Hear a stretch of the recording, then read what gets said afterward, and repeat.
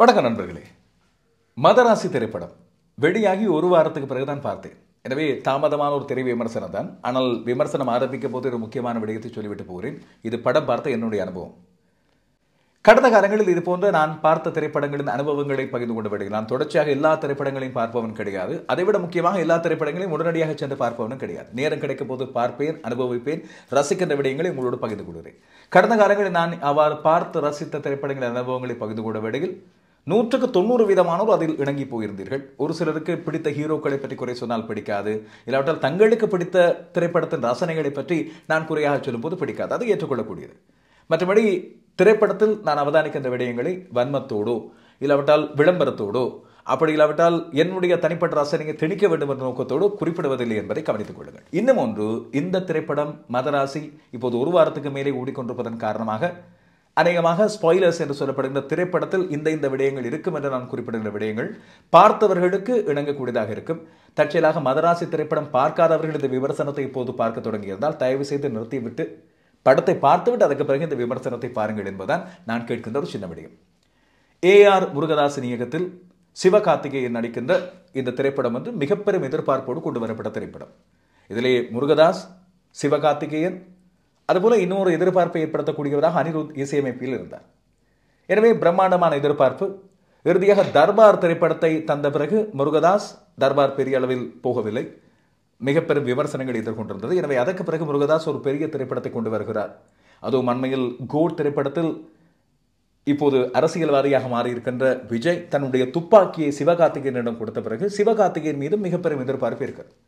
எனவே விஜய்க்கு துப்பாக்கியை தந்தவர், அந்த துப்பாக்கியை சிவகார்த்திகேயன் இப்பொழுது வைத்திருக்கிறார். எனவே இது துப்பாக்கி 2 போல விஜயை அடுத்த கட்டமாக இப்பொழுது அரசியலுக்கு கொண்டு போன பிறகு சிவகார்த்திகேயனை இன்னும் ஒரு விஜய் போல உருவாக்கக்கூடிய திரைப்படமாக இருக்கும் என்ற எதிர்பார்ப்பு அனைவருக்கும் இருந்தது. அது விஜய் ரசிகர்களுக்கும் இருந்தது, சிவகார்த்திகேயன் ரசிகர்களுக்கும் இருந்தது. ஏன் அடுத்த அந்த இலக்குக்கு இல்லாவிட்டால் நம்பர் 1 இலக்குக்கு இப்பொழுது போட்டி போட்டுக் கொண்டுகிற பல நட்சத்திரங்களுக்கும் இந்த திரைப்படத்தின் மீது ஒரு பார்வை இருந்தது.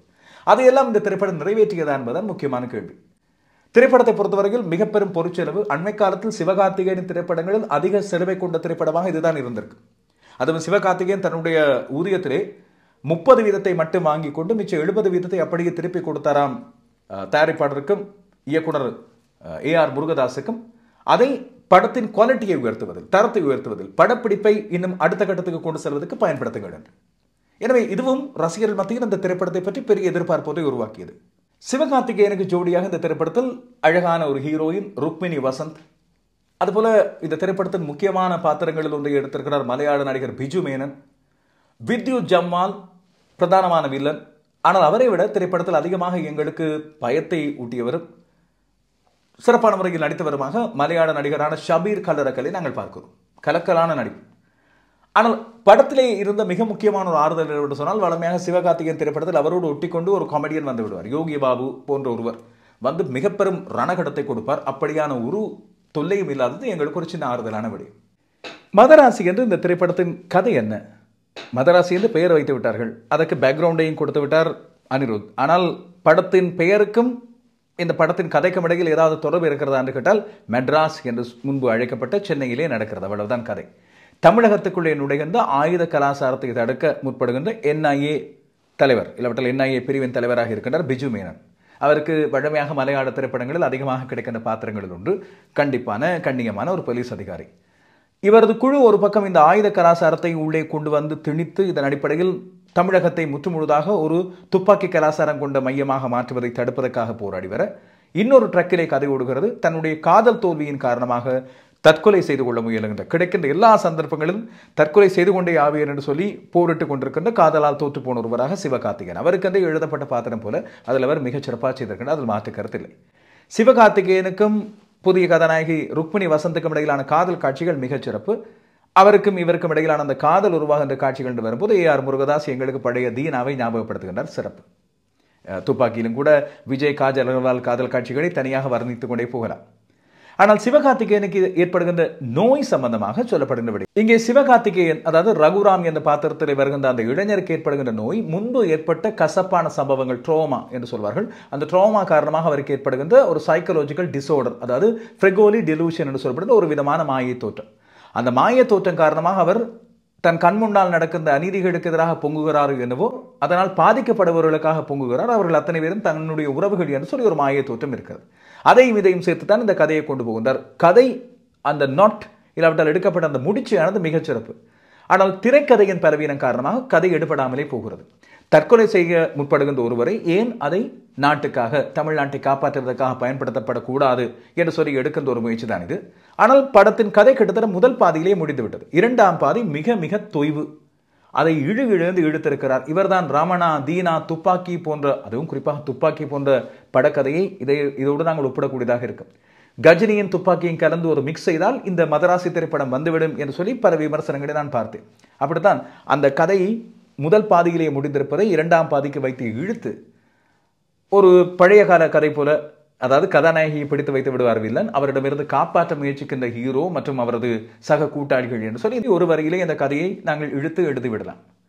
இதற்கு ஏஆர் முருகதாஸ் போன்ற ஒரு முன்பு பெயர் எடுத்துக்கொண்ட ஒரு இயக்குனர் தேவையா என்று கேட்டால், முருகதாஸ் ஜொலிக்கின்ற ஒரு சில இடங்கள் இருக்கின்றன. இடைவேளை நேரத்தில் வருகின்ற அந்த கான்ஃபரன்ஸ் கால், அது உண்மையில் யாரும் எதிர்பாராத ஒரு சின்ன திருப்பம் என்று சொல்லக்கூடியது. அதை வெளியில் நாங்கள் ஊகிக்கக்கூடிய திருப்பமாக இருப்பது அந்த இடைவேளையில் நடக்கின்ற துப்பாக்கிச்சூடு சம்பவம். இதற்கு பிறகு இதுதான் நடக்கும், வித்யுத் ஜம்மால் எப்படியும் எங்களுக்கு தேவைப்படுவார் என்று சொல்லி எங்களுக்கு தெரிந்தே போய்விட்டதன் காரணமாக அது சப்பென்று போய்விட்டது. பெரிய அளவு திருப்பம் என்று சொல்ல முடியாது. ஆனால் அந்த கான்ஃபரன்ஸ் காலில் எடுக்கின்ற முடிவு, இந்த டிலூஷனால் பாதிக்கப்பட்ட ஒருவர் எவ்வாறு அந்த முடிவை எடுக்கப் போகிறார், சிவகார்த்திகேயன் தனியாக இந்த படத்தை எவ்வாறு தாங்க போகிறார் என்று பல்வேறு கேள்விகளை எங்களுக்கு ஏற்படுத்தினாலும் ஒரு விதமான அயற்சி இந்த திரைப்படம் முழுக்க நீடிப்பதை தவிர்க்கவே முடியாமல் போயிருக்கிறது. அதுக்கு சில வேளைகளில் பின்னணி இசையில் கடந்த கால படங்கள் போல, இல்லாவிட்டால் சிவகார்த்திகேயனின் படங்களில் அதிகமான ஆர்வத்தையும் ஈர்ப்பையும் ஏற்படுத்துகிற விதமாக அனிருத் தருகின்ற இசையை இந்த திரைப்படத்திலே எங்கேயோ மிஸ் செய்கிறோம் என்று தோன்றுகிறது. இந்த சலம்பல பாடல் மட்டும் திரைப்படத்தில் பார்க்கும்போது காட்சியிலே நன்றாக இருக்கிறது. வெளியே கூட இளைஞர்கள் மத்தியில் பெரிதாக பேசப்பட்டதாக இல்லை. வழமையாக வருகின்ற எஸ்கே அணி அந்த காம்பினேஷன் அப்படியே மிஸ்ஸிங் இந்த படத்திலே. வித்யுத் ஜம்மால் சிவகார்த்திகேயன் மோதுகின்ற மோதல்கள் உண்மையில் மிகப்பெரும் எதிர்பார்ப்பு ஏற்படுத்தும் என்று எதிர்பார்க்கப்பட்டது. அதுபோல சண்டை காட்சிகள், ஆக்ஷன் காட்சிகள் பிரமாதம். ஆனால் இந்த மதராசி திரைப்படம் எந்த இடத்திலே கோட்டையை விட்டது என்று சொன்னால், திரைப்படத்தில் லாஜிக்கே இல்லை. ஒரு பக்கம் சரி, அதை விடுவோம், ஆக்ஷன் திரைப்படங்கள் அது வேண்டாம் என்று. ஆனால் ஏஆர் முருகதாஸின் திரைப்படங்கள், அதுவும் தீனாவிலிருந்து நாங்கள் பார்த்த ரமணா, கஜினி போன்ற ஒரு உயர்வான மட்டத்திலே, துப்பாக்கி இந்த உயர்வான மட்டத்திலே வைத்திருந்த ஒரு ஏஆர் முருகதாஸ் இப்படி ஒரு சப்பந்த கதையை எடுப்பாரா? அதுவும் ரசிகர்கள் முட்டாள்தனமாக கேள்வியை கேட்காமல் இந்த படத்தை இந்த காலத்தில் பார்ப்பார்களா என்று கூட கொஞ்சம் கூட யோசிக்கவில்லையா என்ற கேள்வி வருகிறது. கதை விவாத குழு அந்த 3 இயக்குநர்களின் பெயர்கள் வருகிறது. திரைப்படத்தில் சிறப்பான விடயங்கள் என்று குறிப்பிடும் போது சிவகார்த்திகேயன் தன்னுடைய நடிப்பை முன்னேற்றி இருக்கிறார். இந்த புதிய கதாநாயகி ருக்மிணி வசந்த் தனக்கு கிடைத்த வாய்ப்புகளை மிகச்சிறப்பாக பயன்படுத்தி இருக்கிறார். வடமையான திரைப்படங்களில் வருவதை போல முட்டாள்தனமான ஹீரோயின் பாத்திரம் என்றும் கொஞ்சம் புத்திஜீவித்தனமான ஒரு பாத்திரமாக இருந்தாலும் கூட சில இடங்களில் அந்த முட்டாள்தனம் தெரிகிறது. அது திரைக்கதையின் தவறாக இருக்கிறார். பிஜு மேனன் போன்ற ஒரு அனுபவம் வாய்ந்த நடிகர், விக்ராந்துக்கு ஒரு சின்ன பாத்திரம், அது கூட அவர் சிறப்பான முறையில் செய்திருக்கின்றார். அண்மையில் இப்பொழுது ஹீரோவாக நடிக்க ஆரம்பித்திருந்த வித்யுத் ஜம்மால் இந்த திரைப்படத்தில் ஏஆர் முருகதாஸ் துப்பாக்கியில் தனக்கு கொடுத்த வாய்ப்புக்காக இதில் வில்லனாக வருவதற்கு ஏற்றுக்கொண்டார் என்று சொல்லப்படுகிறது. இதுபோல தலைவாசல் விஜய், ஆடுகளம் நரேன், வினோதினி வைத்தியநாதன் இவர்களுக்கும் சின்ன சின்ன முக்கியமான பாத்திரங்கள் இருக்கின்றன. அவர்களெல்லாம் தங்கள் பாத்திரங்களை சிறப்பான முறையில் நிறைவேற்றிவிட்டு போயிருக்கிறார்கள். காதல் காட்சிகள் சிறப்பு, பாடல் காட்சிகளை ரசனையாக எடுத்திருக்கிறார். பின்னணி இசையில் அனிருத் சிறப்பாக செய்திருக்கின்றார். ஆனால் கோட்டை விட்ட இடம் என்று வரும்போது அந்த தொடர் கோர்வை, கதை கோர்வை இல்லாதது, இலகுவாக ஊகிக்கக்கூடிய விடயம். சென்னை போன்ற ஒரு பிரதான நகரில் இலகுவாக துப்பாக்கிகளால் சுட்டு சண்டை நடத்துவது, அதற்கிடையில் ஆயுத கலாச்சாரத்தை தடுத்து நிறுத்துவதற்காகத்தான் இந்த போராட்டம் நடப்பதாக குறிப்பிடுகின்றார்கள். படத்தின் முதல் காட்சியே ரசிகர்களுக்கு முருகதாசின் படமா இது என்ற ஒரு சலிப்பை ஏற்படுத்துவதாக அமைந்துவிட்டது. என்ன ஒரு டோல்கேட்ஸ், தமிழகத்துக்குள் உள்ளே வருவதற்கான நுழைவாயில், சோதனை கடவை, டோல்கேட்ஸ். அந்த டோல்கேட்ஸிலே நிறைய வாகனங்கள் வரிசையாக இருக்கின்றன.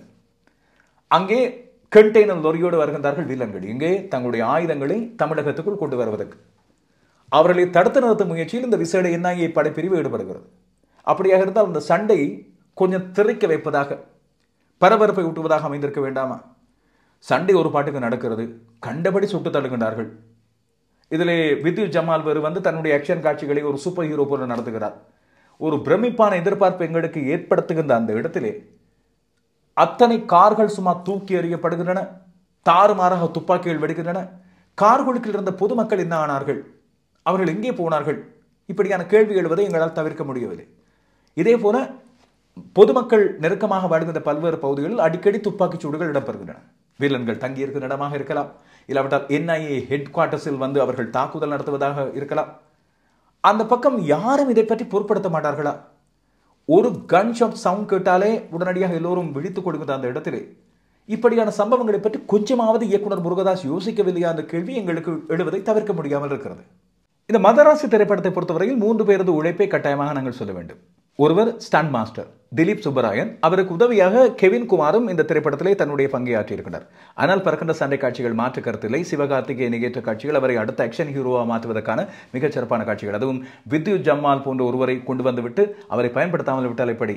அதுபோல ஷபீரும் தன்னுடைய தேவைப்படுகின்ற அந்த இடங்களில் கலக்குகிறார் சண்டை காட்சிகள். என்ன அந்த துப்பாக்கி சூடு தான் கொஞ்சம் படுசெயற்கையாக படுசெயற்கையாக இருக்கிறது. இதேபோல் இந்த திரைப்படத்தின் ஒளிப்பதிவான சுதீப் எலமோன் மற்றும் ஸ்ரீகர் பிரசாத் தான் எடிட்டர், அதாவது பட தொகுப்பு. இந்த 2 பேரும் பாராட்டப்படக்கூடியவர்கள். படத்தை ஓரளவு நேர்த்தியாக கொண்டு வர முயற்சித்தாலும் இழுவென்று இழுத்ததன் காரணமாக இவர்களது உழைப்பு வீணாகி போனது போல தெரிகிறது. ஒளிப்பதிவை பார்க்கும்போது லோகேஷ் கனகராஜின் அண்மைக்கால திரைப்படங்களின் அந்த பாணியை பின்பற்ற ஏதோ ஒரு விதத்தில் ஏஆர் முருகதாஸ் முயற்சித்திருக்கிறார் என்பது லோகேஷ் கனகராஜுக்கு தான் பாராட்டாக போய் சேர்ந்திருக்க வேண்டியது. அதுவும் முதல் காட்சியிலிருந்து ஆரம்பிக்கும் போது எங்களுக்கு விக்ரம் திரைப்படமும் கைது திரைப்படமும் ஞாபகம் வருவதை தவிர்க்க முடியாது. சில வழிகளில் அங்கே காணப்பட்ட அந்த லைட்டிங் ஒளி அமைப்பு கூட இதற்கான காரணமாக இருந்திருக்கலாம். இந்த திரைப்படம் ஆரம்பத்திலேயே பிஜு மேனன் நடிக்க இருந்த பாத்திரத்திலே மோகன்லாலை அழைத்திருந்தார்களாம். ஏதோ ஒரு காரணத்தால் மோகன்லால் விலகி கொண்டார். அவர் தப்பித்துக் கொண்டார் தான் சொல்ல வேண்டும். இந்த திரைப்படத்தின் பெயரை பற்றி ஒரு குறிப்பை சொல்ல வேண்டும். 2006ஆம் ஆண்டு ஆக்ஷன் கிங் அர்ஜுனின் நடிப்பில் மதராசி என்ற ஒரு திரைப்படம் வந்து இதே பெயரில் அதுவும் தோல்வியை தழுவி கொண்டது. அந்த திரைப்படத்துக்கும் இந்த திரைப்படத்துக்குமான வித்தியாசம், அது MADARASI, இது MADHARASI. மதராசி என மும்பையிலே தமிழ்நாட்டுக்காரர்களை, தமிழ்நாட்டிலிருந்து வருகின்ற தமிழர்களை பொதுவாக மதராசி என்று அழைப்பார்களாம். அதை மையப்படுத்தி தான் அந்த திரைப்படம் எடுக்கப்பட்டது. இந்த திரைப்படத்தில் அதற்கும் இதற்கும் எந்த ஒரு சம்பந்தமும் கிடையாது என்பதை தான் நாங்கள் பார்க்க வேண்டியிருக்கிறது. நல்ல நடிகர்கள் குழு ஒன்றை உள்வாங்கிவிட்டோம். ஒரு வித்தியாசமான திரை முடிச்சு கிடைத்திருக்கிறது.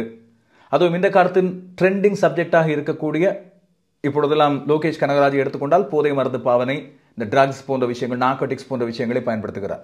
அதுபோல துப்பாக்கி கலாச்சாரம் என்ற விடயம் பீகார், குஜராத் போன்ற இடங்களிலிருந்து எப்படி தமிழ்நாட்டுக்குள் வருவதை தடுக்க முனைவது என்ற ஒரு விடயம் கொஞ்சம் வித்தியாசமானது.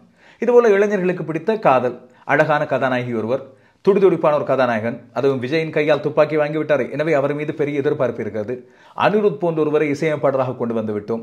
இத்தனை விடயங்களை ஒன்றாக சேர்த்து ஒரு திரைப்படம் பலவீனமாக போகிறது, மக்கள் மத்தியில் எடுபடாமலே போயிருக்கிறது என்று சொன்னால் அதற்கான காரணமாக நாங்கள் சொல்லக்கூடிய விடயம் பலவீனமான திரைக்கதை. எனவே இத்தனை பிளஸ் இருந்தும் மிகப்பெரிய மைனஸாக ஒரு திரைப்படத்தை மாற்றக்கூடியதாக பலவீனமான திரைக்கதையை கொண்டு வந்த இயக்குனர் முருகதாஸின் சரக்கு தீர்ந்து விட்டதோ என்ற கேள்வியை மதராசி எழுப்பியிருக்கிறது. மதராசி ஒரு தடவை கூட பார்க்க முடியாது என்று சொல்லி வருத்தத்தோடு நாங்கள் பதிவு செய்ய வேண்டியிருக்கிறது. இடைவேளை வரை ஒரு சில காட்சிகள் கொஞ்சம் ரசிக்கக்கூடியதாகவும், சிவகார்த்திகேயன் இனி இயக்குனர்களை விட திரைக்கதைகளை தேர்ந்தெடுப்பதில் மிகுந்த கவனமாக இருக்க வேண்டும் என்ற எச்சரிக்கையை கொடுத்திருக்கிறது மதராசி.